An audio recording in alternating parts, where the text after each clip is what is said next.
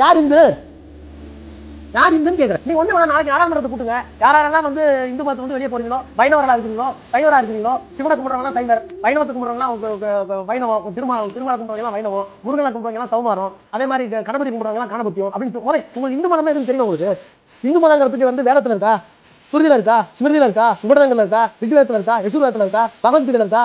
உங்களுக்கு லேட்டஸ்டா எந்த ஒரு புத்தகத்திலாவது இருக்கா? உங்களுக்கு வந்து இந்துங்கிற பேரை கொடுத்து வெள்ளக்கார தெரியுமா உங்களுக்கு? இதை வந்து வில்லியம் ஜோன்ஸ் ஒரு துவரை கொடுத்தாரு. அவருக்கு வந்து முஸ்லீம் இருக்காங்க, கிறிஸ்தவங்க இருக்காங்க, அங்கெல்லாம் பார்த்தா தெரியுது ஒரு கடவுள், அல்லா ஒரு கடவுள், தொழுகைக்கு போறாங்க, இயேசுநாதருக்கு போறாங்க, சர்ச்சுக்கு போறாங்க. மீதி எல்லாம் பார்த்தா சுரலைமான ஒருத்தர் கும்பிடுறாங்க, பெருமாள் ஒருத்தர் கும்பிடுறாங்க, சிவனை ஒருத்தர் கும்பிடுறாங்க, முருகன் ஒருத்தர் கும்பிடுறாங்க, கணபதி ஒருத்தர் கும்பிடுறாங்க. ஒருத்தர் கடா வெட்டுறாரு, ஒருத்தர் கோழி வெட்டுறாரு, ஒருத்தர் சைவம் சாப்பிடுறாரு, ஒருத்தர் அக்கார அடிச்சல் போறாரு, ஒருத்தர் பருப்பு சாப்பிடுறாரு, ஒருத்தர் நெய் சாப்பிடுறாரு. இவங்கெல்லாம் என்ன பேருன்னு தெரியும்னு கேட்டப்ப சிந்து சமவெளிக்கு அப்பா இருக்கிறவங்க பேர் இந்துஸ் பேர் வச்சாரு. உங்களுக்கு வந்து அதனால சொல்றேன், யார் இந்து என்பதுக்கு சட்டங்கள் பிரச்சனை இருக்கு. அதனால நாங்கள் வந்து 90% இருக்கிற இந்து மக்கள் தான் இங்க இருக்கிறார்கள். அவர்களுடைய உரிமைக்காக போராடுகின்ற இயக்கம் திமுக, திராவிடர் கழகம். அப்ப பெரியார் யாருக்காக போராடினாரு? இந்த மண்ணில் அவர் தெளிவா சொன்னாரு. பெரியார் இந்து மதத்தின் பெயரால், இன்னும் அம்பேத்கர் அழகா ரொம்ப அழகா சொன்னார், இந்துவிசத்தின் பெயரால் ஒரு படித்த சமூகம் தன்னுடைய சக சமூகத்தை படிப்பறிவு இல்லாமல் தற்கூரிகளாக ஆக்குவதற்கு ஒரு தத்துவத்தை பயன்படுத்தி அந்த தத்துவத்திற்கு இந்துத்துவம் என்று பெயர் கொடுத்த வரலாறு பிராமணர்களுக்கு மட்டும்தான் உலகத்திலேயே உண்டு.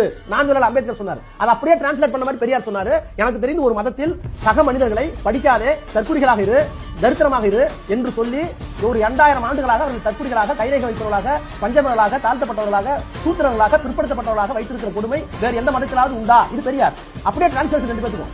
இதெல்லாம் என்ன சொன்னார்? ஆக இந்துங்கிறது நீங்க வந்து சட்டத்துல வந்து எல்லாத்தையும் சேர்த்துக்கிட்டீங்க. யார் வைணவர், யார் சைவர், யார் கௌமாரம், யார் முருகன் கும்பிடுறாங்க? அப்ப ஏன் நான் என்ன கேட்கறேன், ஒரே மதத்துல ஏன் கோழி சாப்பிடுறவங்க இருக்காங்க, மாடு சாப்பிடுறவங்க இருப்பாங்க, ஆடு சாப்பிடுறவங்க இருக்காங்க? அதுக்கு ஏதாவது உங்களுக்கு விளக்கம் இருக்கா?